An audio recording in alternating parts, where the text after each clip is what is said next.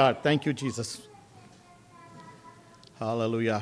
अजीज़ो, जैसे कि मैंने शुरू में ही बताया था इस महीने के कि मार्च के महीने में हम एवरी वेडनेसडे कलीसियाई तौर पर रोज़ा रखेंगे और दुआ करेंगे बहुत सी चीज़ों के जो खुदावंद आपके दिल में डाले, जो कलीसिया की ज़रूरत है, हमारी फैमिलीज़ की ज़रूरत है, चर्च की ज़रूरत है, सो मैनी थिंग्स कि आप एवरी वेडनेसडे को, मुझे पता है ये कलीसियाओं का, बहुत सी कलीसियाओं का ये दिन रोज़े के दिन है, रोज़े भी रख रहे कलीसियाएं, और अगर नहीं तो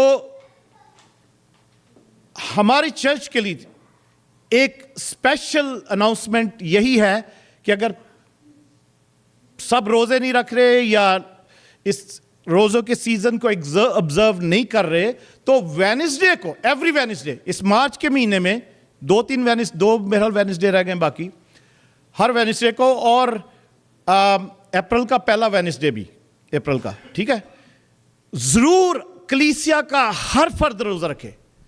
मुझे पता चला कि बच्चों ने भी, बड़ों ने भी रोज़े रखे, जो भी रख सकते हैं और रख रहे हैं। आमीन, खुदावंद का शुक्र हो, प्रेज गॉड, खुदावंद का शुक्र हो। पर अगर नहीं रख रहे तो कोशिश करें वेडनेसडे को, बुध वाले दिन ज़रूर रोज़ा रखें और शाम को 6:30 बजे दुआ करें। मतलब वो एक दिन रोज़े और दुआ का ठहरा लें, अपनी ज़िंदगी में ठहरा लें, सिर्फ इस मार्च के महीने में नहीं, हमेशा के लिए ठहरा लें कि आपने हफ्ते में एक दिन रोज़ा रखना है, कलीसिया के लिए, घर के लिए, अपने राह के लिए जो हमें चलनी है, जाना है, अपनी गाड़ी के लिए, अपने कारोबार के लिए, अपनी सेहत तंदुरुस्ती के लिए एक रोज़ा हफ्ते में ज़रूर रखें। आमीन। रोज़े में कुव्वत है, रोज़े में जब दुआ करते हैं हम तो उसमें खुदावंद सुनता है, और ऐसा ही रोज़ा हो जो खुदावंद चाहता है ताकि हमारी आवाज़ आलम बाला तक पहुँचे। आमीन। ऐसा रोज़ा हो कि हमारी आवाज़ आलम बाला तक पहुँचे, ट्रेडिशनल रोज़ा नहीं, जैसे दुनिया रखती है वैसे नहीं। रोज़ा ऐसा रखें जो खुदा आपकी आवाज़ खुदावंद के पास पहुँचे। आमीन। और उसमें आप पर्सनली फ़ोन करके, जैसे भी है, आप मुझसे भी पूछ सकते हैं, पास्टर साला को फ़ोन करें, पास्टर जब्दियल को फ़ोन करें, हमें फ़ोन करके आप पूछ सकते हैं कि पास्टर साहब इसमें और रोज़े में मैं क्या कर सकती हूँ, क्या कर सकता हूँ, कैसे दुआ कर सकते हैं। आमीन। वेरी सिंपल, बहुत आसान बात है। आइए खुदावंद के कलाम की तरफ चलते हैं। आज खुदावंद की हुजूरी में हम खुदावंद के कलाम में से सीखेंगे ज़करिया, नहीं आज 11वां बाब, हाँ जी, पिछला 10वां था, पिछला 10वां बाब था, और आज हम ज़करिया 11वें बाब में हम चलते हैं। 10वां बाब सबको याद होगा कि हमने कहा था, हमने यही सीखा था कि कलीसिया दुआ करे। हालेलुया। पिछली बरसात के लिए एक बरसात हो गई आपकी जिंदगी में, आप खुदावंद के पास आ गए, खुदावंद को कबूल किया, बपतिस्मा भी लिया, और आपके अंदर है खुदावंद, वो बीज है। हालेलुया। खुदावंद का बीज है, उसके खौफ का बीज है, उसकी वफादारी का बीज है, और सच्चाई का बीज है, वो आपके अंदर है।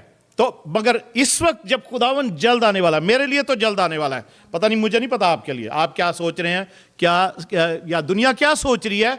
मेरी नज़र में, मेरी प्रीचिंग के मुताबिक, मेरे सीखने के मुताबिक भी खुदावंद यीशु मसीह जल्द आने वाला है। रोज़ मैं जो खबरें सुनता हूँ उसके मुताबिक भी यीशु जल्द आने वाला है। खबरें प्रॉफिट्स की या प्रीचर्स के मुंह से नहीं, मैं जो टीवी पे रोज जो सेकुलर मीडिया की खबरें हैं, आमीन, जो सुनता हूं उसके मुताबिक यीशु जल्द आने वाला है। हालेलुया। और अजीजों, आज का कलाम भी, ये ज़करिया 11 बाब बड़ा मुश्किल सा है। ये आम प्रीच नहीं किया जाता और इसकी समझ भी नहीं है। बहुत सारे लोगों को नहीं समझ आए, बहुत सारे लोगों को है भी, सबकी बात नहीं मैं कर रहा हूं, मगर इसको ये बड़ा मुश्किल है, मेरे लिए भी मुश्किल है, मगर जैसे थोड़ा बहुत मैं खुदावन की मदद से अगर मैं थोड़ा सा समझा सकूं तो सबका फायदा होगा। आई मीन ऑनलाइन भी जो हमारे साथ हैं, यूट्यूब पर, फेसबुक पर, आप भी इसको ध्यान से सुने, जो हमारे यहाँ पर भी जो कलीसिया है वो भी ध्यान से सुने, और उसको अगर आपको एक अच्छी बातें सीखने को मिलती हैं तो ऑलवेज इस मैसेज को, पूरी सर्विस को भी दूसरे लोगों के साथ शेयर करें, यूट्यूब पे, फेसबुक पे, और उसके बाद जब 1-2 दिन बाद सरमन भी सिर्फ अपलोड हो जाता है, उसको भी आप सबके साथ शेयर कर सकते हैं, एक दूसरे के साथ यूट्यूब पे, फेसबुक पे शेयर करें। मेट्रोपॉलिटन न्यू रिवाइवल चर्च की कलीसिया सब जगह, सारी दुनिया में सबको पता है, और जो हमारा टीवी चैनल है यूट्यूब का, अपर रूम चर्च टीवी, अपर रूम चर्च टीवी के नाम से है, उसको सब्सक्राइब करें, और ताकि जब भी हम लाइव भी होते हैं तो आपके पास फौरन नोटिफिकेशन आ जाया करें। आमीन, प्रेज गॉड। तो आइए अजीजों, जकरिया 11 बाप में चलते हैं, जकरिया चैप्टर 11। Praise God. खुदावन प्यारा आसमानी बाप, हम तेरा शुक्र, तेरी तारीफ करते हैं, तेरी हमदो जलाल के बादशाह, तू जिंदगी का मालिक है, तेरी शुक्रगुजारी करते हैं। और आज के कलाम को जैसे दुआ की गई है खुदावन यसू, इसी तौर पर अपने कलाम को नाजिल कर, अपने कलाम को खुदावन बरकत दे, अपने कलाम को खुदावन अपनी आग से, अपने खुदावन रूह के तेल से मसा कर। तेरा कलाम तेरी आग है, भस्म करने वाली आग है, एक तेरा कलाम एक हथौड़ा है, तेरा कलाम जिंदगियां बदलने वाला है, तेरा कलाम खुदावन हमारे कदमों के लिए चिराग, हमारी राह के लिए रोशनी है। खुदावन तेरे कलाम को हम, खुदावन तेरा कलाम जो किसी भी दोधारी तलवार से ज्यादा तेज है, जो बंद बंद और गुदे गुदे में उतर जाता है, आज अपने कलाम को नाजिल कर, आज अपने कलाम को जारी कर, ताकि तेरी कलीसिया बरकत पाए, तरक्की पाए, और खुदावन तेरी आमद के लिए, दूसरी आमद के लिए तैयार रहे। हालेलुया।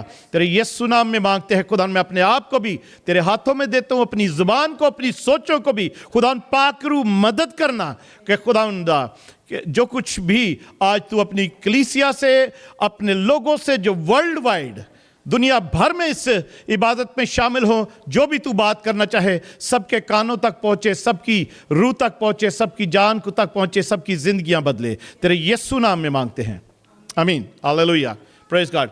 अजीजों, 11वें बाब में जो पहली 3 आयतें हैं,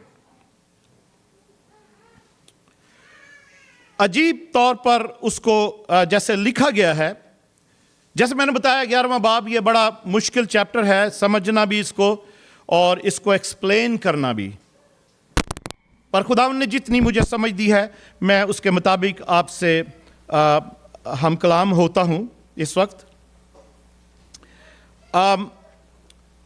खुदावन यीशु मसीह के दौर में, खुदावन यीशु मसीह के टाइम पर, जब खुदावन यीशु मसीह का टाइम तो अज़ल से अब तक है, आमीन, बट मैं उस टाइम की बात कर रहा हूं, खुदावन यीशु मसीह जब इस दुनिया में जिस्मानी तौर पर थे, पैदा हुए, और फिर उसके बाद 3 साल, 3.5 साल की मुनादी के बाद, मेच्योरिटी के बाद, मेच्योरिटी के 30 साल की उम्र में, उसके बाद 3-3.5 साल जो मुनादी की उनकी उम्र थी, उसके बाद वो मर गए, दफन हुए, 30 दिन मुर्दों में से जी उठे, और अब्दुलबाद जिंदा है। आमीन, प्रेज गॉड। सबका ईमान है ना, आमीन, प्रेज गॉड। तो अजीजों, ये जो सब 11वें चैप्टर में जकरिया के जो पेशन गोई है, ये उसी टाइम की अक्कासी है, उसी टाइम को रिप्रेजेंट करती है, पर इसमें थोड़ा सा हमें समझने की ज़रूरत है कि ये किस तरीके से उसके साथ, ये उस टाइम के साथ मेल खाती है, क्योंकि बहुत सारी ऐसी बातें हैं जो बाइबल में उस टाइम का जिक्र नहीं हुआ, मगर प्रोफेसीज के मुताबिक ज्यूश जो यहूदी हिस्टोरियंस हैं, और फिर उसके बाद भी जो हिस्टोरियन रहे, और स्कॉलर्स जो हैं, यहूदी स्कॉलर्स, फिर क्रिश्चियन स्कॉलर्स, मफक्रीन जो हैं, वो जो कुछ जिस तरीके से उसको देखते और उसको बयान करते हैं, इसकी बहुत सारी और इंटरप्रिटेशन है, जिसको जो चाहे जिस तरीके से उसको बताता है, पर पर मैं जो मुझे खुदावंद ने समझ दी और बहुत से जो स्कॉलर्स हैं इस बात को एक्सप्लेन करते हैं, मैं उसके मुताबिक जो जो जो जो माकूल है मैं उसके मुताबिक समझाने की कोशिश करूंगा। आमीन, प्रेज गॉड। तो अजीजों, उस टाइम पर, यीशु मसीह के टाइम पर, बनी इस्राइल का जो मुल्क था उसके ऊपर नॉर्थ में, शुमाल में लेबनान है, बीच में सीरिया और बनी इस्राइल का भी इलाका आता है, फिर साउथ में जो जुनूबी इलाका है वहाँ पर जॉर्डन है, उर्दन है, और ऊपर ये जो ऊपर जो पहाड़ी इलाका, वो लेबनान जो है वो ऊपर नॉर्थ में पहाड़ी इलाका है, ऊपर से लेकर नीचे तक, जब इधर साउथ की तरफ आते हैं तो वो नीचे नीचे आता जाता है, और जहाँ पर उर्दन है या जॉर्डन है और जिसके साथ डेड सी भी लगता है, वो बिल्कुल नीचे का एरिया है, जब जो कि समुंदर की सतह से भी नीचे है। वो आई मीन सी लेवल से भी, डेड सी जो है ना, बहरा मुर्दार, वो डेड, वो सी लेवल से भी नीचे है वो एरिया। तो नॉर्थ से साउथ तक, ऊपर से नीचे तक आते जाते हैं। तो पहली 3 आयतों में ऐसा लिखा है, पहले 3 आयतें पढ़ते हैं। ए लुबनान, तू अपने दरवाजों को खोल दे ताकि आग तेरे देवदारों को खा जाए। ए सरू के दरख्त, नोहा कर, क्योंकि देवदार गिर गया और शानदार गरत हो गए। ए बसनी बलूत के दरख्तों, फुगान करो, क्योंकि दुश्वार गुजार जंगल साफ हो गया।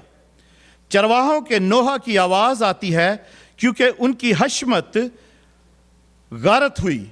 जवान बब्बर की गरज सुनाई देती है, क्योंकि यर्दन का जंगल बर्बाद हो गया। आमीन। अजीजों, इन आयतों को पढ़कर समझ नहीं आती कि इनको हम क्या समझे। राइट? ये खुदावंद यीशु मसीह के टाइम और उसके 70 एडी तक की ये बात है। यानी खुदावंद यीशु मसीह जब पैदा हुए और उसके बाद 70 साल के 70 एडी जो है, उसमें रूमी हुकूमत ने ही आकर, उस वक्त भी रोमी हुकूमत थी जब खुदावंद यीशु मसीह थे, और उसके बाद भी और रोमन्स जो हैं, क्योंकि उनका जो हेडक्वार्टर था रोम में था, और गिरदोनुआ में जहाँ जहाँ पर भी उनके कब्जा था, वहाँ पर उनकी फौजें रहती थी, सिपाही रहते थे। उन्होंने 70 एडी में आकर तो ऐसी तबाही मचाई कि उन्होंने यरूशलेम को जला दिया, तोड़ दिया, हैकल को ख़त्म कर दिया। हैकल की ईंट से ईंट उखेड़ कर उसको उन्होंने वो इतनी ऊंचे से वो नीचे फेंका कि उसके बाद ऊपर जो मलबा आ गया, उसकी वजह से वो ईंटें तकरीबन पिछले 15-20 साल तक भी वो ईंटें, जो इतनी बड़ी बड़ी ईंटें थी कि उस जगह से लेके इस जगह तक, या इतना बड़ा जो मतलब हिस्सा ना, इतनी बड़ी बड़ी ईंटें थी वो, जो हैकल जिनसे बनी हुई थी, तराश के बनाया गया था, वो ईंटें उन्होंने ऊपर से फेंकी थी। उसके ऊपर सिटी का और मलबा आ गया था, तो वो अभी तक 10-15 साल तक पता ही नहीं था कि वो ईंटें हैं कहाँ, मगर वो खुदाई होती रहती है वहाँ पर, मगर अब निकली हैं वो ईंटें कि वो ईंटें कहाँ थी, कहाँ गायब हो गई थी। तो बर खुदावंद यीशु मसीह ने, आपको याद होगा कि जब शागिर्द खुदावंद यीशु मसीह को कह रहे थे, 24 बाब में हम पढ़ते हैं, मत्ती 24 बाब में, कि देख उस्ताद, ये इमारत कैसी हसीन है, ये हैकल बड़ी खूबसूरत जो बनी हुई है, वो कैसी हसीन है, क्योंकि सुलेमान बादशाह ने और बनाई, उसके बाद वो ख़त्म हो गई। उसके बाद भी ज़रुब्बाबिल के टाइम पर वो हैकल दोबारा बनी, और उसको फिर हेरोदीस बादशाह ने फिर से रेनोवेट कराया था उसको, और उसका अहाता, उसकी जो, उसको और खूबसूरत बनवा दिया था, और उसको बड़ा करवा दिया था, उसके सहन बड़े हो गए। तो वो शागिर्द जब दिखा रहे थे, यीशु ने क्या कहा था कि यहाँ पर ईंट भी ना रहेगी, बाकी ना रहेगी, यहां पर पत्थर भी बाकी ना रहेगा, तो 70 एडी में जो रूमी फौजें थी उन्होंने ऐसा ही किया। उसके बाद हैकल का बिल्कुल टोटली वहां पर से सफाया कर दिया, उसकी न्यों का भी पता नहीं लग रहा था कि यहां पर हैकल होती है। और उसके बाद आज तक जो है वो डिफरेंट टाइम्स में लोग कब्जा करते रहे, मगर उसका फिर परमानेंट कब्जा जो है वो मुसलमानों के पास आ गया और वो आज तक है। उसके बाद वहां पर उन्होंने वो हरम शरीफ बनाया जो गोल्डन डोम है, डोम ऑफ द रॉक, और फिर वहां पर मस्जिद अक्सा बनाई, और वहां पर फिर उसके बाद फिर वो क्रिश्चियंस और ज्यूज वहां पर जाने की इजाजत नहीं है, और वो जब से झगड़े पड़े हुए हैं, सबको पता है। आई मीन सबको उस तनाज़े का पता है क्या हो रहा है क्या नहीं हो रहा वहां पर। तो अजीजों, ये जो टाइम है, 3 आयतें जो हमने पढ़ी हैं, ये वही टाइम है कि यहां पर ऐसा लिखा है, जकरिया खुदावंद यीशु मसीह से 500 साल पहले ये बातें कर रहा है। जकरिया के टाइम पे ऐसा नहीं हुआ था, ये होना था, अभी उस प्रोफेसी का होना जरूरी था। और जकरिया कहता है, ए लुबनान, तू अपने दरवाजों को खोल दे ताकि आग तेरे देवदारों को खा जाए। तो जकरिया का कहना ऐसे है कि वो जो आग आ रही है लुबनान यानी नॉर्थ में, वो पहाड़ी इलाका जो था इस्राएल के नॉर्थ में जो था, वहां से वो दाखिल सारे हुए। तो जकरिया कहता है कि तू अपने फाटकों को, दरवाजों को खोल दे ताकि तेरे वो आग जो है तेरे देवदारों को खा जाए। कहने का मतलब यह है, जकरिया ये प्रोफेसी कर रहा है खुदावंद के रूह में की हदायत में कि तू वो, क्योंकि वो सब एक ही था। वो उस वक्त ऐसा नहीं था बनी इस्राएल है अलग है, लुबनान अलग है, लुबनान भी उसका हिस्सा था एक। और वो आग, वो जो डिस्ट्रक्शन है, वो जो तबाही है, वो उधर से ही दाखिल हुई। तो वो लुबनान को कह रहा है कि तू अपने दरवाजे खोल दे, कि मतलब वो आग तो आके बर्बाद करेगी, नहीं खोलेगा तो वो दरवाजे भी जलाकर अंदर वो आग घुस जाएगी और वो तबाही आ रही है, तो दरवाजे इसलिए खोल ही दे। और तेरे सबसे पहले वो तेरे देवदार जो है, दरख्त जो है, लिबनान के सीडर्स जो है, लिबनान में अजीजों जो लिबनान के देवदार हैं वो अभी भी मशहूर हैं, उस वक्त भी मशहूर थे। और देवदार जैसे चीड़ का दरख्त होता है ना, पाइन ट्री, उस तरीके के यहां पर भी देखे होंगे चीड़ के दरख्त। अगर पहाड़ों पर मरी में भी जाते हैं, यहां पर भी बहुत हैं चीड़ के दरख्त, तो आप देखते होंगे। वो चीड़ के दरख्त जो लेबनान में थे वो नहायत ही बुलंद, तकरीबन 150-150 फुट ऊंचे जाते थे, और मोटे मोटे तने और भारी, और उनकी लकड़ी बड़ी कीमती होती थी। और लकड़ी, उस लकड़ी का जो फर्नीचर बनता था, दरवाजे और जो कुछ बनता था, वो बड़ा कीमती होता था। तो यहां पर लिखा है कि लिबनान अपने दरवाजों को खोल दे ताकि आग तेरे देवदारों को खा जाए। खोल दे, उसने खाना ही खाना है, दरवाजों को भी खाना है, तेरे देवदारों को भी खाना है। उसके बाद कहते हैं दूसरी आयत में, ऐ सरू के दरख्त नोहा कर, क्योंकि देवदार गिर गया और शानदार गारित हो गए। अब वो आग ने जो देवदार के दरख्त, मजबूत दरख्त थे, उनको तो जला दिया, उनको तो भस्म कर दिया। और फिर सरू के दरख्त जिसके ये क्रिसमस ट्री भी बनते हैं, माजू के दरख्त, सरू के दरख्त, वो भी लेबनान में बड़े मशहूर थे, पर वो देवदार से छोटे होते थे। वो फैमिली एक ही है सारी दरख्तों की, वो चीड़ के दरख्त।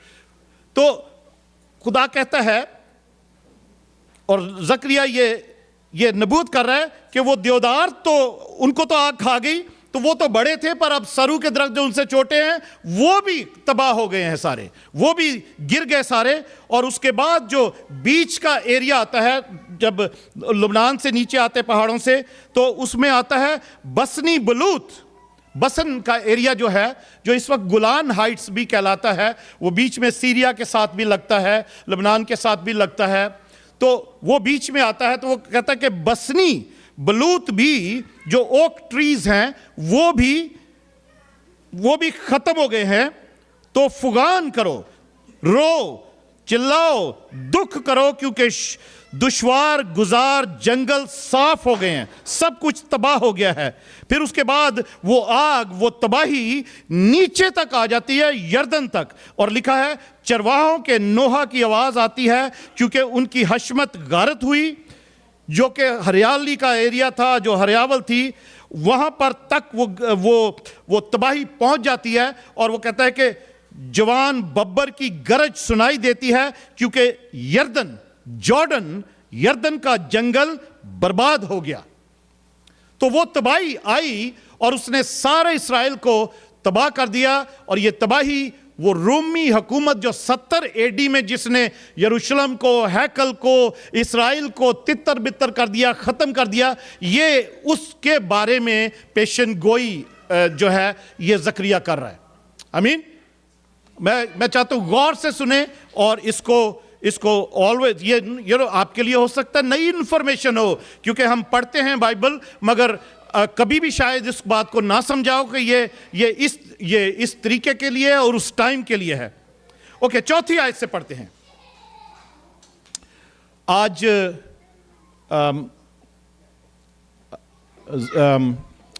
गैब्रियल अपना कंप्यूटर भूल गया है, तो अब जिस दूसरे चर्च में जहां जाता है वहां भूल गया अपना कंप्यूटर और बाइबल वगैरह। तो आज हमारे पास आयतें यहाँ नहीं है, मगर अपनी बाइबलों में आप ध्यान रखें और अगर फ़ोन पे भी निकाल सकते हैं तो निकाल लें। एक फैसिलिटी है कि चलो यहाँ पर देख लेते, पढ़ लेते सारे, पर दैट्स ओके। मैं आपके लिए पढ़ता हूँ, आप भी बाइबलें निकालें, खोलें, जो लिख सकते हैं वो लिखते रहें साथ साथ। आमीन, हालेलुया। और नहीं तो घर जाके भी इसको दोबारा मैसेज को सुनकर दोबारा अपने पॉइंट्स को लिख सकते हैं, जो सीखा है हमने, बड़ी ज़रूरी बातें हैं।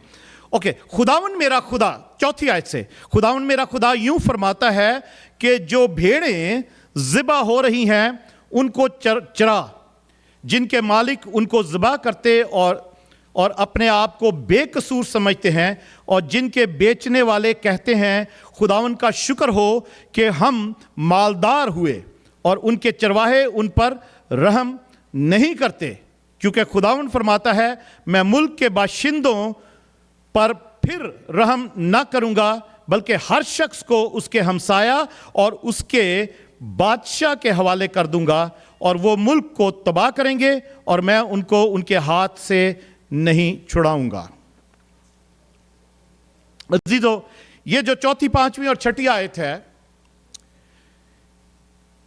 इसमें ज़करिया जो है उसके मुंह से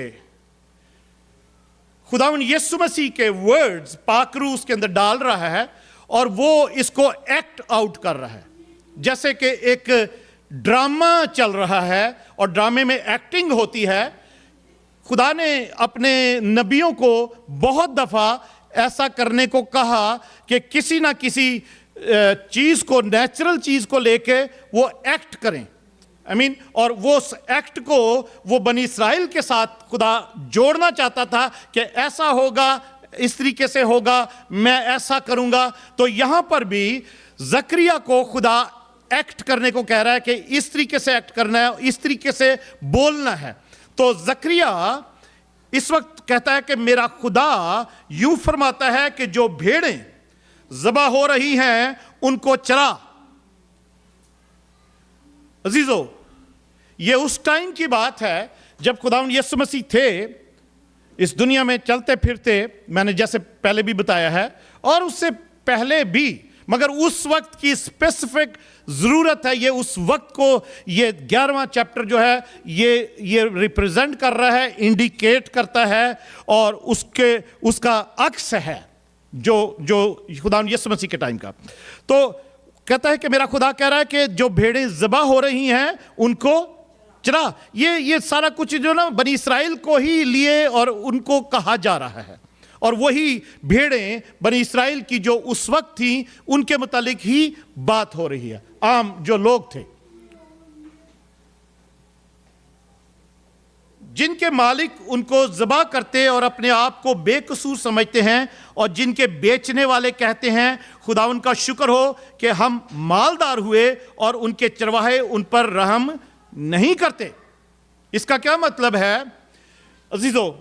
जो उस टाइम पर चरवाहे कौन थे? फकी, फरीसी और बुजुर्ग जो एल्डर्स थे, जो सेन हेड्रन, जो 70-72 लोगों की जो कैबिनेट होती थी, उसके जो मेंबर थे वो बुजुर्ग, और उसमें फकी फरीसी भी होते थे। ये सब लीडर्स थे, स्पिरिचुअल लीडर्स थे, इसलिए उनको चरवाहे कहा गया है। तो वो क्या करते थे, लिखा है कि वो भेड़ों को ज़िबा कर रहे हैं, कह रहे हैकल में चंदा लेके आओ। शरीयत में था कि जरूर उसकी हैकल के लिए 5 मिस्काल ठहराई गई थी, जैसे शरीयत में, कि चाहे कोई गरीब है चाहे अमीर है, उसने वो देनी है। फिर दाहियकियां थी, फिर कुर्बानियां थी, तरह तरह की। और वो जो फकी फरीसी थे, सदूकी थे, एल्डर्स थे, स्क्राइब्स, फैरिसीज, एल्डर्स, वो खुद नहीं ये सब कुछ करते थे, वो लोगों से करवाते थे, लोगों से करवाते थे। इसका मतलब है लोगों को वो ज़िबा कर रहे थे। आज कलीसियाई तौर पे भी बहुत से ऐसे चरवाहे हैं, पर हम उधर नहीं जा रहे अजीजों। ये उस वक्त उनके लिए बात हो रही है, उसी वक्त के लिए। मगर इसमें जरूर हम अपनी कलीसिया, जो मौजूदा कलीसिया है पूरी दुनिया की, उसको भी देखेंगे, उसका भी अक्स देखेंगे कि हमें किस तरीके से उसमें हम किस तरीके से उसमें हम नजर आते हैं, और किस तरीके से हमें खुदावंद यीशु मसीह की दूसरी आमद के लिए तैयार होना जरूरी है कि वक्त जल्द आ रहा है। तो वो जो भेड़ें थी उन चरवाहों के जरिए से हलाक हो रही थी, और उन चरवाहों ने अपने आप को उन भेड़ों को बेच दिया था, और बेचकर अमीर हो रहे थे। इसका क्या मतलब है? इसका मतलब ऐसे है कि आपको पता है उस वक्त रोमी हुकूमत थी, इस्राएल का कोई बादशाह नहीं था, उनका कोई और लीडर नहीं था जो पॉलिटिकल होता है, और सिर्फ जो चरवाहे या जो स्पिरिचुअल लीडर्स थे वो यही थे, फरीसी या सेनहेड्रिन के बुजुर्ग, फकी फरीसी और सदूकी। ये सारे जो थे ये चरवाहे थे, और इन्होंने सारे इस्राएल को, आम लोगों को रोमी हुकूमत के आगे बेच रखा था, बेच दिया था।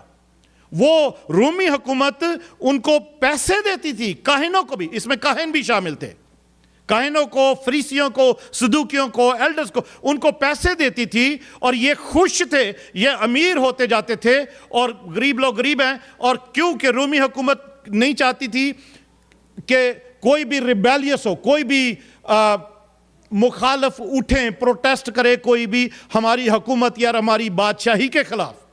और उनको पता था कि ये जो काहिन हैं, फरीसी हैं, सदूकी हैं, ये पब्लिक को स्पिरिचुअली मोटिवेट कर सकते हैं, स्पिरिचुअली क्या कहते हैं उसको, उनको मतलब इन सब बातों से बाज रख सकते हैं कि वो रिवोल्ट करें या मुखालफत में प्रोटेस्ट करें बादशाही के खिलाफ, जो रूमी बादशाह थी। और उनको ब्लैकमेल भी कर सकते हैं। तो रूमी हुकूमत काहिनों को, फरीसियों को, सदूकियों को, सेनहेड्रिन को पैसे भी दिया करती थी, उनको अपने हाथ में रखा हुआ था। और उसका मतलब यह था कि उन्होंने आम बनी इस्राएल के लोगों को बेच रखा था, बेच दिया था, और वो अपनी अपनी बड़ी कुर्सियों पर बैठे हुए थे और अय्याशी करते थे, और समझते थे कि हम मजहब के, यहूदियत के, शरीयत के ठेकेदार हैं, वो यही समझते थे। और बदखुदा कहता है उन्होंने उन भेड़ों को बेच दिया, और बेचकर ये ऐलान करते रहते हैं कि वाह हम तो अमीर होते जाते हैं, हम तो अमीर हो रहे हैं, हम तो मालदार हुए। और उनके चरवाहे उन पर रहम नहीं करते, वो उन पर रहम नहीं करते थे, उनको कोई रहम नहीं आता था, कोई रहम नहीं आता था कि लोग गरीब हैं, इनको खुदा की ज़रूरत है, इतनी इतनी कुर्बानियाँ ले। अजीज़ों आपको पता है, सबको पता उस बात का कि खुदावंद यीशु मसीह ने 2 बार हैकल की सफाई की थी जाके, एक अपनी मिनिस्ट्री के शुरू में और एक आखिरी पाम संडे के बाद के दिन। और वो क्योंकि लोगों ने हैकल के अंदर ही ये सब काहनों ने, फरीसियों ने, सदूकियों ने, सारे इन लोगों ने, एल्डर्स ने अपनी दुकानें वहां खोल रखी थी। जो कबूतर बेचते थे, जो भेड़ें बेचते थे, बकरियां बेचते थे, बछड़े बेचते थे, और वो कहते थे कि बाहर का पैसा अंदर चंदे में या ऑफरिंग में या कुर्बानियों में नहीं डाला जाएगा, और बाहर का कोई जानवर, कबूतर, भेड़, बकरी, कोई भी कुर्बानी के लिए अंदर नहीं कुर्बानी करने के लिए लाएगा। जो भी आए वो यहाँ पैसे पे करे, ये भेड़ खरीदे, बकरा खरीदे, बछड़ा खरीदे, मुर्गी खरीदे, कबूतर खरीदे, गुग्गी खरीदे यहाँ से, और उसकी कुर्बानी फिर अंदर जाकर चढ़ाए। तो वो जो गैर कौमों का सहन था, वहां पर इन सब ने अपनी दुकानें लगा रखी थी, और वो अमीर होते जा रहे थे, पैसे कमाते थे। और खुदावंद यीशु मसीह को यह बात पसंद नहीं आई, तो खुदावंद यीशु मसीह ने एक दफा तो कोड़ा बनाया, और फिर जाकर उनको, जब सब बेचने वालों को उनकी टेबलें उलट दी, मनी एक्सचेंजर्स की भी, और सबको उड़ा दिया, कबूतरों को, भेड़ों, बकरियों सब निकाल दिया, और कहा कि तुम लोगों ने मेरे बाप के घर को डाकुओं की खो बना रखा है। मेरे बाप का घर दुआ का घर होगा सब कौमों के लिए। तो गैर कौमें वहां आ नहीं पाती थी, क्योंकि गैर कौमों के लिए जो जगह थी, सहन था, वहां पर तो सब दुकानें लगी हुई थी। और ये सारे लोग जो हैं ये अमीर होते जा रहे थे, लोगों पर इनको कोई रहम नहीं आता था। अजीजों, आगे 6ठी आयत में लिखा है, क्योंकि खुदावन फरमाता है, मैं मुल्क के बाशिंदों पर फिर रहम नहीं करूंगा। मैं मुल्क के बाशिंदों पर फिर रहम नहीं करूंगा, बल्कि हर शख्स को उसके हमसाया और उसके बादशाह के हवाले कर दूंगा, और वो मुल्क को तबाह करेंगे, और मैं उनको उनके हाथ से नहीं छुड़ाऊंगा। अब इस वक्त जो ये बात है कि खुदावंद फरमाता है, मैं उस मुल्क के बाशिंदों पर फिर रहम नहीं करूंगा, और उनको, हर एक शख्स को उसके हमसाया और उसके बादशाह के हवाले कर दूंगा। अब अजीजों, बनी इस्राएल का तो उस वक्त कोई बादशाह नहीं था, कोई ऐसा पॉलिटिकल लीडर था ही नहीं, स्वाय ये फकी फरीसियों और इनके एल्डर्स के, सैनहेड्रिन के मेंबर्स के, कोई और इनका कोई बादशाह नहीं था। और इनके हमसाये जो थे, जो रोमी भी थे, और दूसरी जो आसपास की कौमें थी, खुदा कहता है मैं इनको इनके बादशाह के हवाले कर दूंगा। अगर आपको जो बाइबल पढ़ते हैं, जो कलाम सुनते हैं ध्यान से, उनको बहुत सारी चीजें याद भी रहती हैं। आपको याद है कि ईस्टर के, गुड फ्राइडे के मौका पर, उस वक्त हम एक बात, पैंतूस पिलातुस कहता है, यूहन्ना की इंजील और उसका 19वां बाब, हम यहाँ वापस आते हैं, मैं सिर्फ एक स्क्रिप्चर्स आपको बताना चाहता हूँ। यूहन्ना की इंजील और उसका 19 बाब,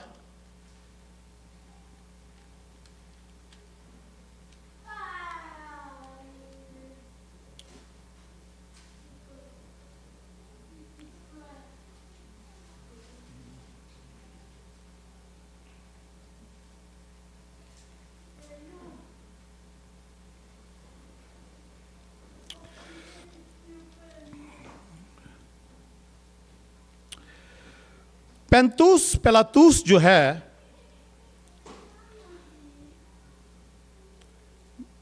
मैं आपको बताता हूं, क्योंकि हमारे पास इस वक्त कंप्यूटर नहीं है, मैं आपको जुबानी बताता हूं। जब पैंतूस पिलातुस ने खुदावंद यीशु मसीह को पकड़ कर ले आते हैं, तो खुदावंद यीशु, वो पैंतूस पिलातुस कहता है कि ये तुम्हारा जो बादशाह है यीशु, इसको क्या मैं सूली चढ़ाऊं या इसको छोड़ दूं? तो लोग कहते हैं इसको स्लीप चढ़ा दे, बराबर को छोड़ दे। राइट, 18वें बाब की 40-41 आयत,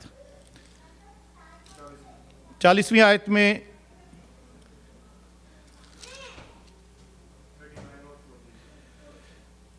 मगर तुम्हारा दस्तूर है कि मैं फसा पर तुम्हारी खातिर एक आदमी छोड़ दिया करता हूं, बस क्या तुमको मंजूर है कि मैं तुम्हारी खातिर यहूदियों के बादशाह को छोड़ दूं?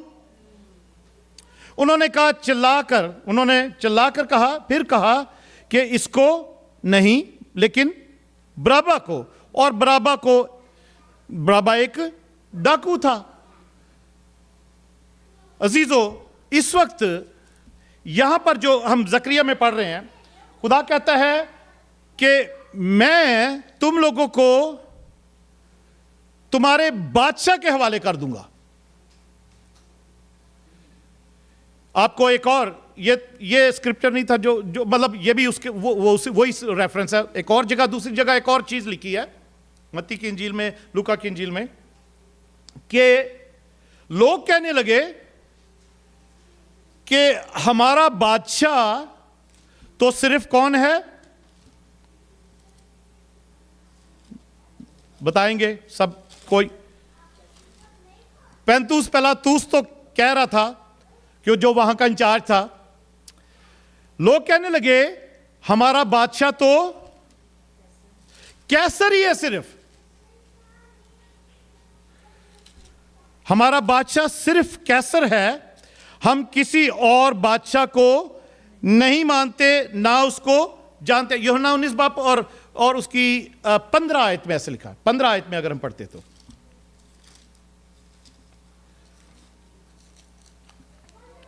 पढ़ेगा कोई वहां से? 19 बाब 15 आयत से। बस वो चिल्लाए कि ले जा, उसे मसलूब कर।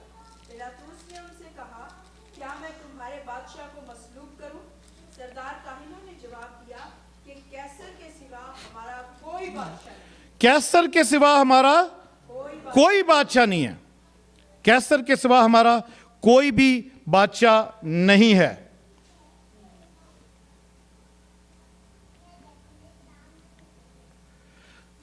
अजीजों, वही बात जकरिया कह रहा है। खुदा उसको कह रहा है कि इनको कह दे, बता जाके ये नबूवत कर कि मैं तुम्हारे बादशाह के ही हवाले तुम्हें कर दूंगा।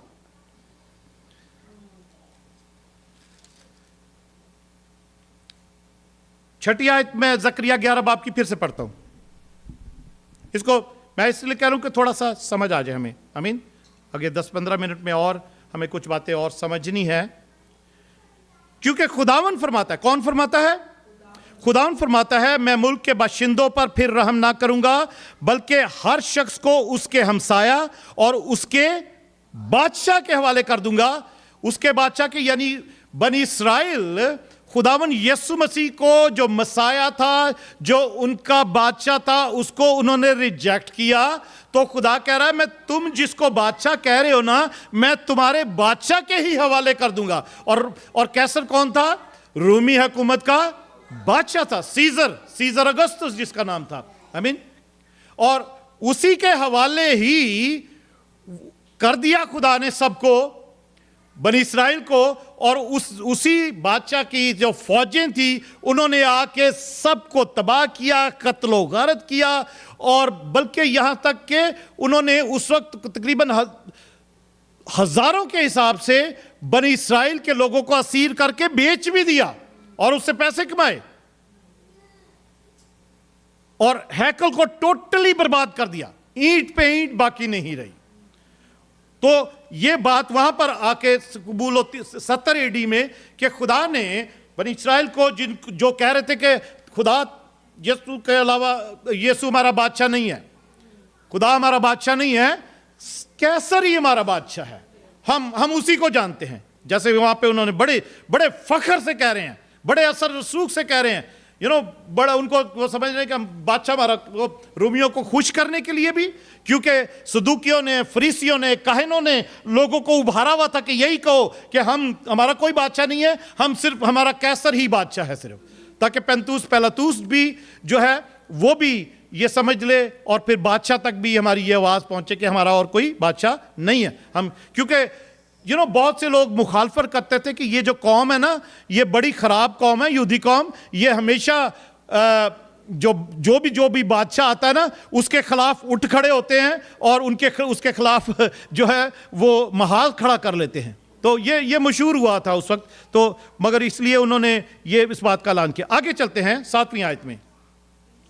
और खुदा कहता है मैं उनको छुड़ाऊंगा भी नहीं। खुदा ने बनी इस्राएल को उनके हाथों से छुड़ाया भी नहीं, उस वक्त प्रोटेक्ट भी नहीं किया, मगर उनको महफूज जरूर रखा है।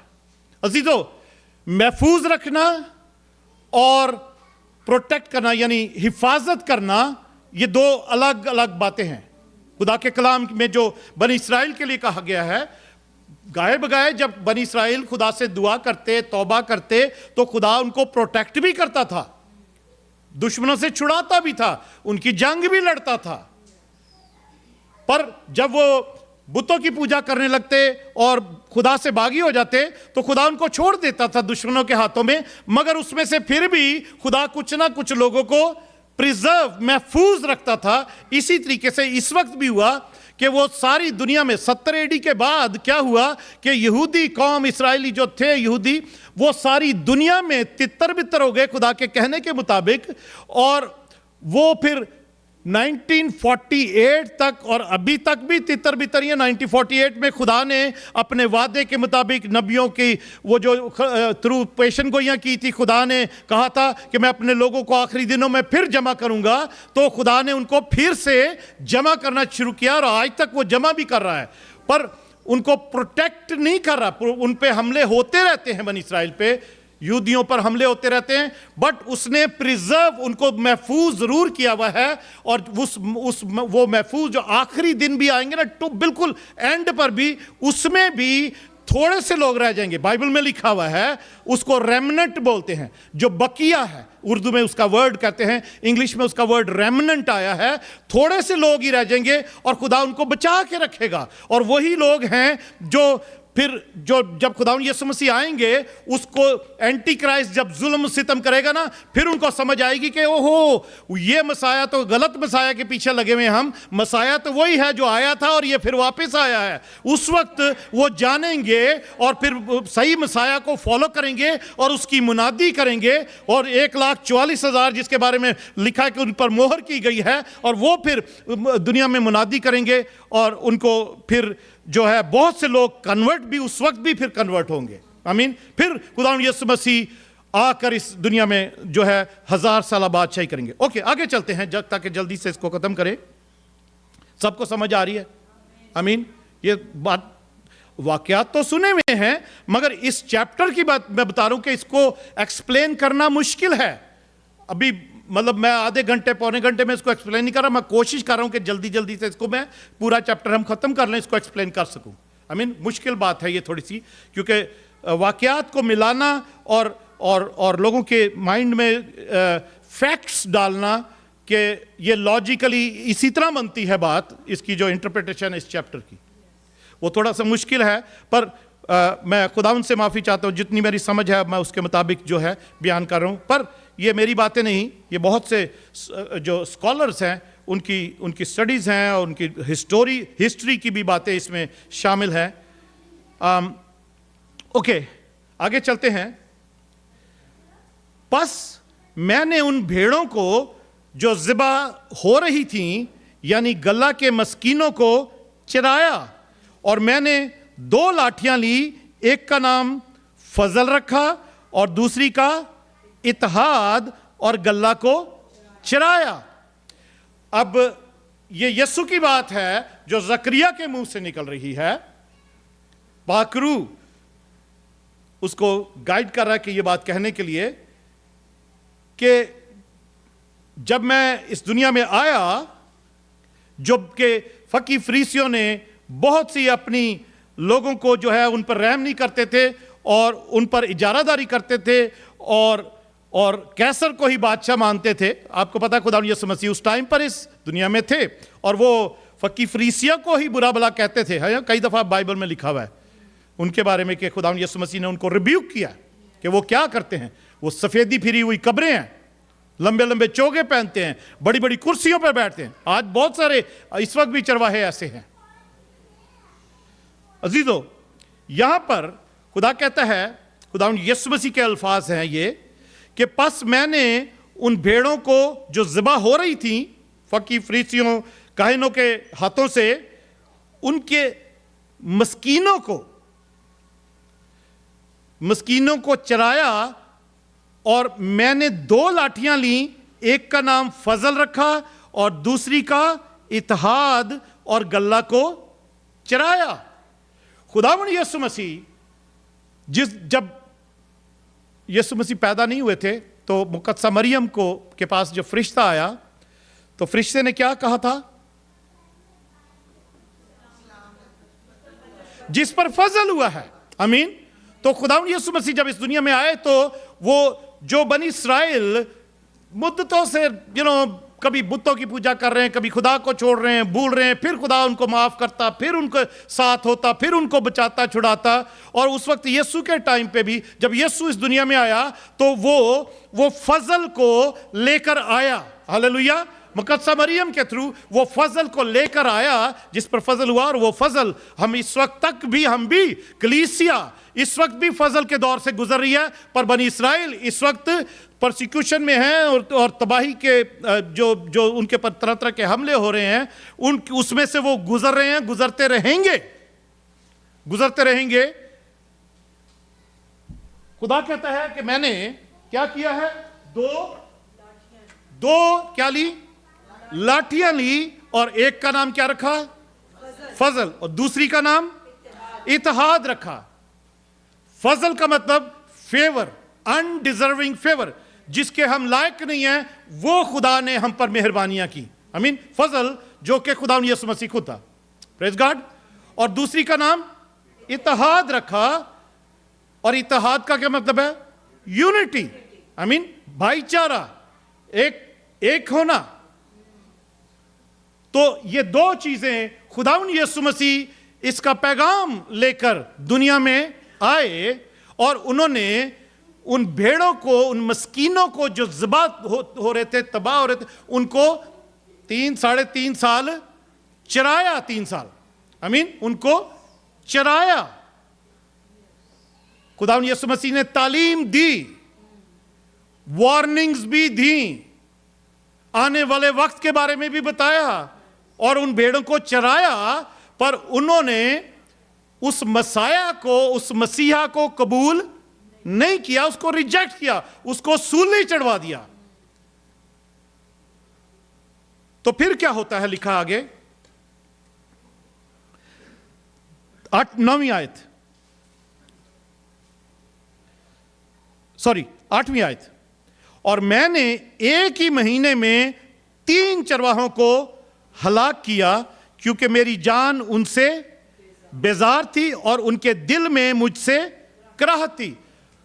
खुदा यीशु मसीह कहते हैं कि मैंने एक ही महीने में 3 चरवाहों को मारा, हलाक किया, जिनकी जान, जिनसे मैं बेजार था, और उनकी जान भी मुझसे कराहत करती थी। ये भी अजीजों, ये सारी जो नबूवतें हैं, ये सिंबलिज्म है, मेटाफोरिक बातें हैं नबूवत की, जो अलग अलग नबियों ने अलग अलग तरीके से लिखी हैं।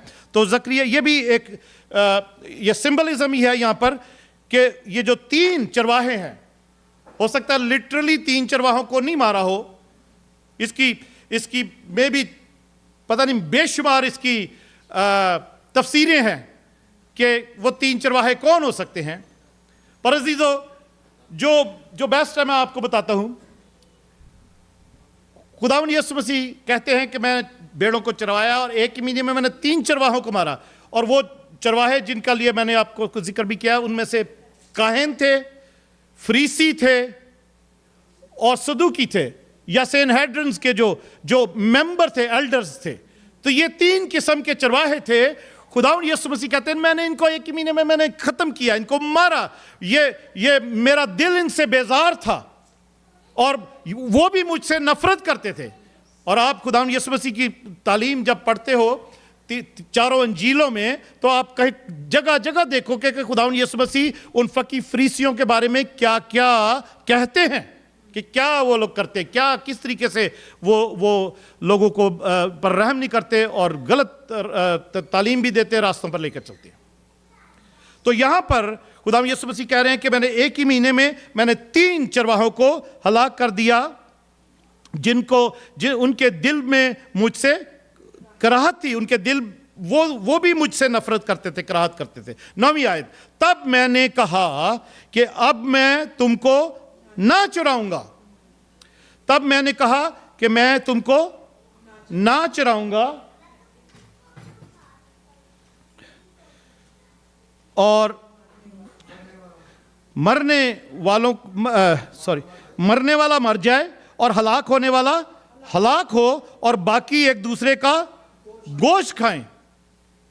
और ऐसा होता रहा है, मरने वाले मर गए, हलाक होने वाले हलाक हुए, और वहाँ पे एक टाइम पे ऐसा भी टाइम आ गया था कि लोग एक दूसरे का गोश्त खाते थे, लोग अपने बच्चों का गोश्त खाते थे। ऐसा काल पड़ना शुरू हो गया था, क्योंकि खुदावंद ने कहा कि अब मैं दैट्स इट, ये लोग इसी लायक है, इसी काबिल हैं, और मैं इनके पर अब रहम नहीं करूंगा, ना इनको मैं चराऊंगा। और फिर क्या होता है 10वीं आयत में, तब मैंने फजल नाम लाठी को लिया और उसे काट डाला। एक लाठी, जो 2 लाठियां थी ना, एक का नाम फजल था, एक का नाम इत्तेहाद था, यूनिटी। तो यहां पर खुदा यीशु मसीह कह रहे हैं, जो एक चरवाहा, ये अब जकरिया नबी उसको एक्ट आउट कर रहा है, उसमें ये जो खुदा ने समझाया उसको दिखाया, तो पाक रूह से एक्टिंग करवा रहा है कि ऐसा कर, क्योंकि ऐसा होने वाला है। ये आप अजीजों याद रखिए, खुदा यीशु मसीह से 500 साल पहले तकरीबन ये पेशन गोई जो है जकरिया नबी जो कर रहा है। तो क्या हुआ है कि यहां पे लिखा है कि फिर मैंने क्या किया, जो लाठी जिसका नाम क्या था, फजल था, उसको लिया और उसको काट डाला कि अपने अहद को जो मैंने सब लोगों से बांधा था मंसूफ करूं, उसको कैंसिल करूं। तो अजीजों यहां पर वो फजल जो खुदावंद यीशु मसीह इस दुनिया में लेकर आया था, और वो फजल को जब, और वो जो बादशाह बनकर आया था, जिसने डिक्लेयर किया था, उसकी सलीब पर जब चढ़ाया, तो वहां पर भी वो एक, जो आपको पता, वो तख्ती लगाई गई थी कि यहूदियों का बादशाह। आमीन। हमारे लिए तो वो बादशाहों का बादशाह, हालेलुया, यीशु बादशाह, प्रेज गॉड। तो वो कहता है कि मैंने वो फजल नाम लाठी को लिया और उसको मैंने 2 टुकड़े किया और उसको काटा, लिखा है उसको मैंने काटा, उसको काटा कि ये फजल जो है ये दूर हो जाए। आमीन, ये फजल दूर हो जाए। उसको 2 टुकड़े किया, उसको काटा और उसके 2 टुकड़े कर दिए कि वो फजल हमेशा के लिए दूर हो जाए, कट ऑफ हो जाए। फजल किस पर से? यहूदी कौम पर से, बनी इस्राएल पर से वो फजल खत्म हो जाए, जो फजल इस दुनिया में उसी कौम के अंदर ही आया था। आमीन। ये लिखा ना, यीशु मसीह उन्हीं में से था।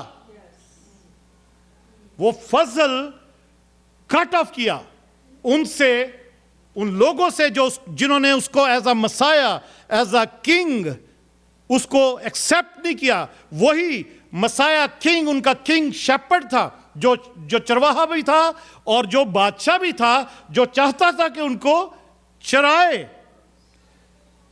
जीदो मत्ती 23 बाब में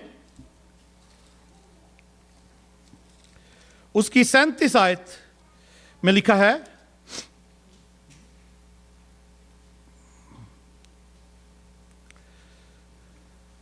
तेईस बाब 37 आयत में, ऐ यरूशलेम, ऐ यरूशलेम, तू जो नबियों को कत्ल करती और जो तेरे पास भेजे गए, ये यीशु मसीह कह रहे हैं अपने ओरिजिनल अपनी जो ज़िंदगी, लिटरली उस ज़िंदगी में जब वो ज़मीन पर थे यरूशलेम में, तो वो कह रहे हैं, ऐ यरूशलेम, तू जो नबियों को कत्ल करती और जो तेरे पास भेजे गए उनको संसार करती है, कितनी बार मैंने चाहा कि जिस तरह मुर्गी अपने बच्चों को परों तले जमा कर लेती है, उसी तरह मैं भी तेरे लड़कों को जमा कर लूं, मगर तुमने ना चाहा। देखो तुम्हारा घर तुम्हारे लिए वीरान छोड़ा जाता है, क्योंकि मैंने तुमसे कहता हूं कि अब से मुझे हरगिज ना देखोगे, जब तक ना कहोगे कि मुबारक है वो जो खुदावन के नाम से आता है, जो हमने पहले पढ़ा था। आमीन। 9वें बाप में जो पाम संडे की ये थीम है, कहता खुदावन यीशु से कहता है, अब के बाद तुम नहीं कहोगे, तुम मुझे देखोगे नहीं अब के बाद। दैट्स इट, फजल तुमसे कट ऑफ हो गया है, फजल तुमसे काट दिया गया है। तो ये जकरिया एक्ट करके दिखा रहा है कि इस तरीके से होगा, इस तरीके से मैंने फजल नामी लाठी को लिया और काट डाला कि अपने अहद को जो मैंने सब लोगों से बांधा था मनसूख करूं। अजीजों, कलीसिया के साथ वो अहद खत्म नहीं हुआ, कलीसिया के साथ वो अहद खत्म नहीं हुआ। हालेलुया। खुदावंद यीशु मसीह ने कहा कि लो पियो, हालेलुया, ये नए अहद के मेरे खून का प्याला है, हालेलुया, मेरी यादगारी में यही किया करना। हालेलुया।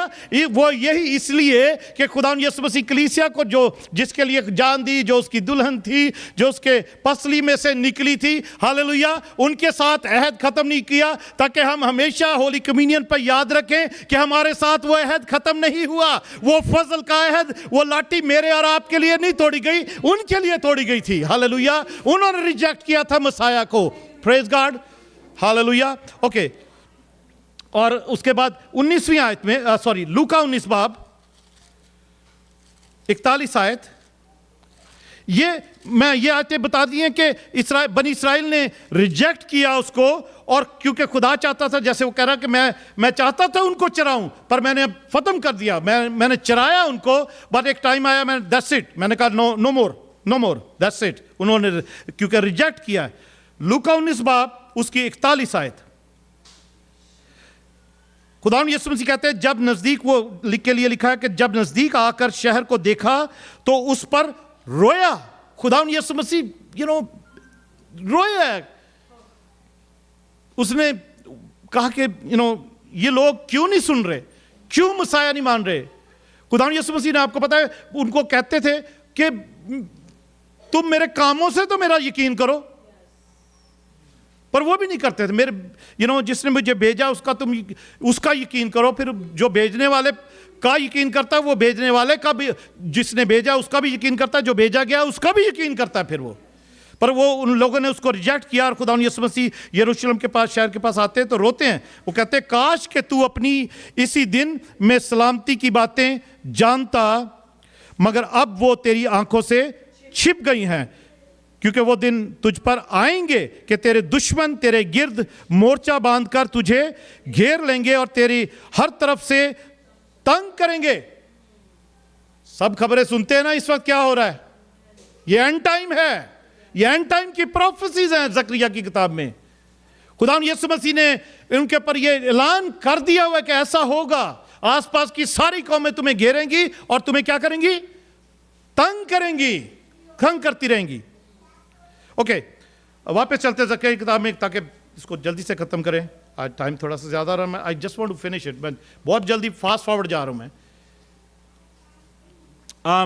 ओके, 11वीं आयत, और वो उसी दिन मनसूख हो गया, यानी वो फजल का जो इरादा था मेरा वो मनसूख हो गया, और वो उसी दिन मनसूख हो गया। तब गल्ला के मस्कीनों ने जो मेरी सुनते थे, याद रखिए, गल्ला के मस्कीनों ने जो मेरी सुनते थे। आपको पता है बहुत सारे लोग, 12 शागिर्द भी खुदावंद यीशु मसीह के, और बहुत सारे और भी लोग थे जो यीशु की सुनते थे और उसके पीछे पीछे चले थे और उस पर यकीन किया था समहाउ उस वक्त। आमीन।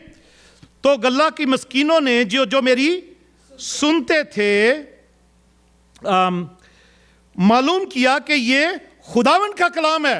वो उन्होंने मालूम कर लिया कि ये खुदावन का ही कलाम है, ये शख्स खुदावन की तरफ से ही भेजा गया है। आपको याद है निकोदेमस रात के वक्त खुदावन यीशु मसीह के पास आता है और कहता है, उस्ताद जो मौजज़े तू करता है कोई नहीं कर सकता जब तक खुदा उसके साथ ना हो।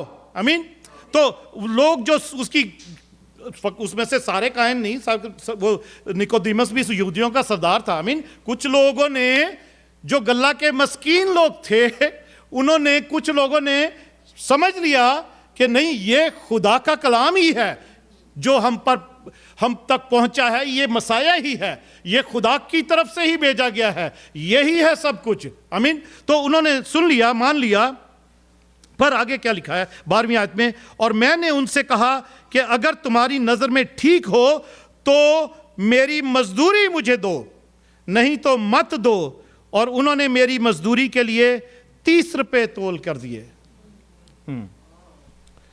अजीजों, खुदावंद यीशु मसीह कह रहे हैं कि जिन लोगों ने मेरा कलाम सुना था और पाम संडे वाले दिन होशाना होशाना के नारे लगा रहे थे और मुझे बादशाह बनाकर कपड़े बिछा रहे हैं, फूल बिछा रहे हैं, डालियां बिछा रहे हैं, कुछ लोगों ने मान लिया बादशाह। तो मैंने उनसे कहा कि अगर चलो तुम समझते हो कि मैं बादशाह हूं, मैं ही मसाया हूं, तो मेरी मजदूरी तो मुझे दो। अजीजों, खुदावंद यीशु मसीह कोई पैसे थोड़ी मांग रहे थे, वो कहते कोई फ्रूट, कोई कुछ कुछ नजर तो आए कि मैं बादशाह हूं, मैं मसाया हूं, तुमने मान लिया है, मेरे कामों से मेरा यकीन करो। खुदावंद यीशु मसीह अजीजों कह रहे थे कि मेरी मजदूरी मुझे दो, मेरी जो रिस्पेक्ट है, जो डिजर्व करता हूं, वो तो मुझे दो। तो उन्होंने क्या किया, 30 भाई साहब चंदा लो, से दुआ कर दिया आपने, बस ठीक है, छुट्टी करो। नो अजीजों, नो, मुझे अपनी जिंदगी पे भी रोना आता है अजीजों। मैं बहुत से ब्रुकलिन में खुदा ने मुझे भेजा, मैं अपनी कलीसिया से भी कहता हूं कि अगर तुम समझते हो कि मैं खुदावंद की तरफ से भेजा गया हूं तो मेरी मजदूरी तो मुझे दो। पैसे नहीं मांगता हूं मैं, आपको पता है, मैंने कहा पैसे नहीं चाहिए, सिर्फ फ्रूट चाहिए। मुझे प्रूव करें कि आप खुदावंद को प्यार करते, जो कुछ मैंने सिखाया उस पर अमल करते, अपनी जिंदगियों को बदलते हो, अपनी जो विजिटेशन है खुदावंद की उसको समझे। अजीजों, उन्होंने 30 रुपए उसके दे दिए उसको। ये जकरिया एक्ट कर रहा है। आमीन। जकरिया एक्ट कर रहा है, कहता मैंने कहा मेरी मजदूरी तो मुझे दो। उन्होंने तोल के 30 रुपए मुझे दे दिए, मेरी मजदूरी, मेरी कीमत।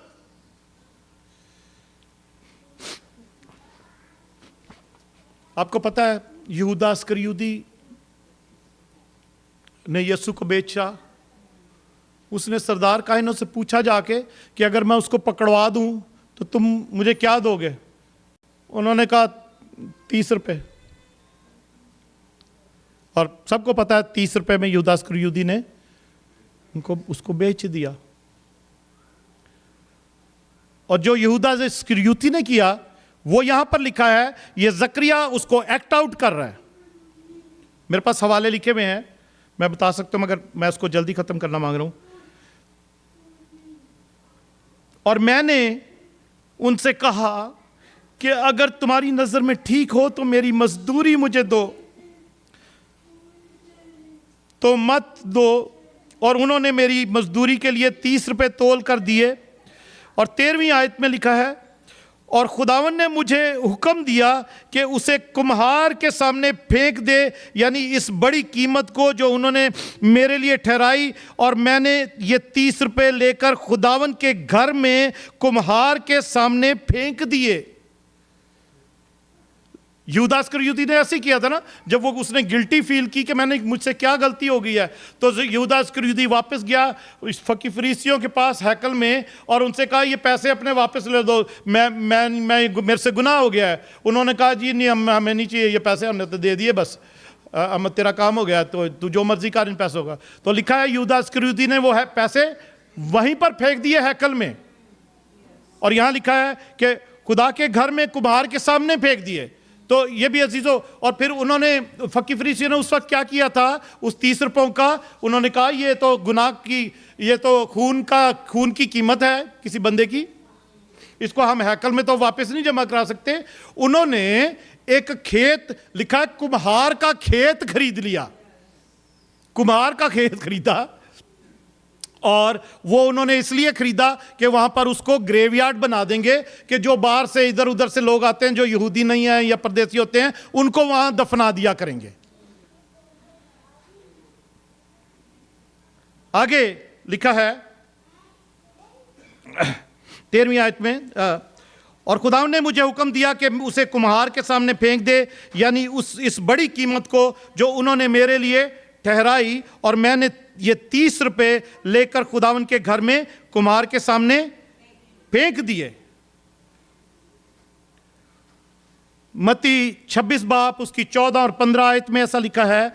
27 बाब और 3 से 10 आयत तक पढ़ें तो वहां पर ये सारा यहूदा इस्करियोती के बारे में जो लिखा हुआ है उसने ये क्या किया।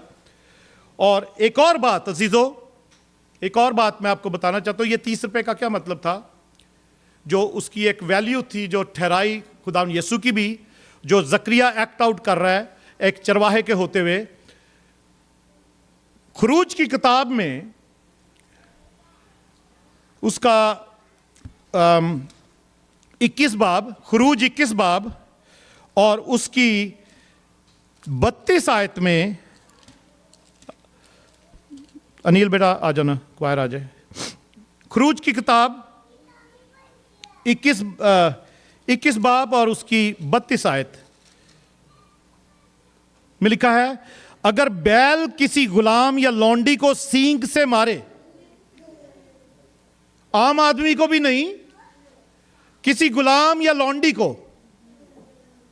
सींग से मार दे, बैल कोई टग्गा किसी को मार दे, गुलाम या लौंडी को सींग से मारे, तो मालिक उस गुलाम या लौंडी के मालिक को 30 मिस्काल रुपए दे और बैल संसार किया जाए। अजीजों, खुदावन यीशु मसीह की कीमत 30 रुपए जो ठहराई गई, जो फरीसियों ने ठहराई, वो कीमत थी जो किसी को मारने की बिल्कुल एक लीस्ट, गुलाम या लौंडी को कोई बैल सींग से मार देना, उसकी कीमत जो होती थी ना एक गुलाम की, वो यीशु मसीह की कीमत उन्होंने ठहराई थी फरीसियों ने, कि ये उसकी वैल्यू है,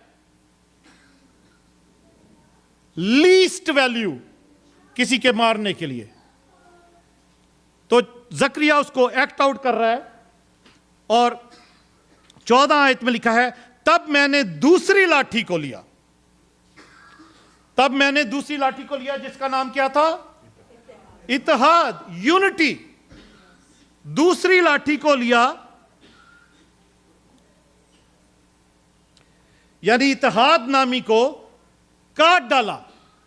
दूसरी लाठी को लिया और उसको भी काट डाला है, उसको काट डाला, यानी उसको तोड़ डाला, काट डाला, लाठी को भी खत्म कर दिया, उसको भी रिजेक्ट कर दिया, ताकि यूनिटी, इत्तेहाद जो है वो भी खत्म हो जाए। उस बर्बादी को जो यहूदा और इस्राएल में है मौकूफ करूं, वो जो बर्बादी कह दी गई थी वो फिर खत्म नहीं होगी, वो होकर रहेगी।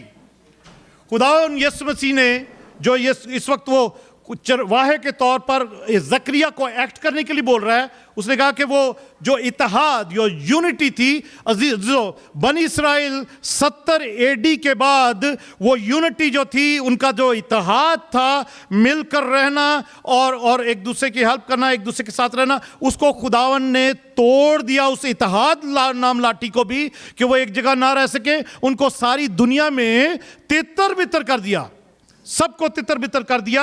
और आगे अगली 3 आयतें मैं पढ़ता हूं, फिर उसको हम सिर्फ छोटी सी एक बात कह के मैं इसको बंद करता हूं। और खुद 15वीं आयत से, और खुदावन ने मुझे फरमाया कि तू फिर नादान चरवाहे का सामान ले, क्योंकि देख मैं मुल्क में ऐसा चौपान बर्पा करूंगा। अब खुदावन यीशु जो है, खुदा का पाक रूह जो है, जकरिया को एक डिफरेंट चरवाहे की एक्टिंग करने के लिए कह रहा है। पहले तो यीशु की वो एक्टिंग कर रहा है, ठीक है, एक किंग चरवाहा जो है, और अब ये डिफरेंट चरवाहा। ये कौन? नादान चरवाहा इसको कहा जा रहा है, और जो लोगों पर के ऊपर कोई रहम नहीं करता और उनको मारता और उनको ख़त्म करता है। यहाँ लिखा है, क्योंकि देख मैं मुल्क में ऐसा चौपान बर्पा करूंगा जो हलाक होने वाले की खबरगिरी और भटके हुए की तलाश और जख्मी का इलाज ना करेगा, और तंदुरुस्त को ना चराएगा, पर मोटों का गोश्त खाएगा और उनके खुरों को तोड़ डालेगा।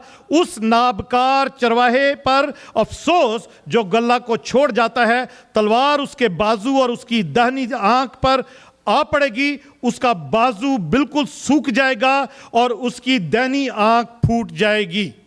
अजीजों, ये 3 आयतें अब उस चरवाहे को, उस लीडर को जाहिर करती हैं जो कि एंटी क्राइस्ट है, जो कि मुखालफे मसीह है, जो कि एक ऐसा है जो किसी पर रहम नहीं करेगा, जुल्म करेगा और किसी भी तरीके से उनको जीने नहीं देगा, उनको वो उनको कैद खाने में डालेगा, उनको मारेगा। और वो ऐसा चरवाहा, ऐसा चौपान होगा, वो ऐसा लीडर होगा।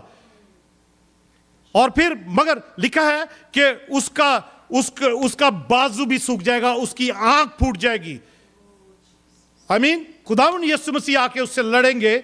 और ऐसा रेवलेशन में एक बात पढ़ते हैं ना कि वो उसको एक बड़ा ऐसा जख्म लगा, जख्म कारी लगा, पर वो थोड़ी देर में फिर ठीक हो गया था, पर वो ताकि लोगों को और गुमराह करे, पर वो ठीक हो गया, पर उसके बाद फिर से टोटली उसको ख़त्म कर दिया गया। तो अजीज़ों, ये 3 आयतें आखिरी जो हैं, ये एंटी क्राइस्ट, मुखालफे मसीह को जाहिर करती हैं कि जो रहम नहीं करेगा और जुल्म करेगा, और वो ऐसा नाबार, नाबदार और ऐसा चरवाहा, ऐसा नादान चरवाहा होगा जो कि कभी किसी ने कभी पहले नहीं देखा होगा। आमीन।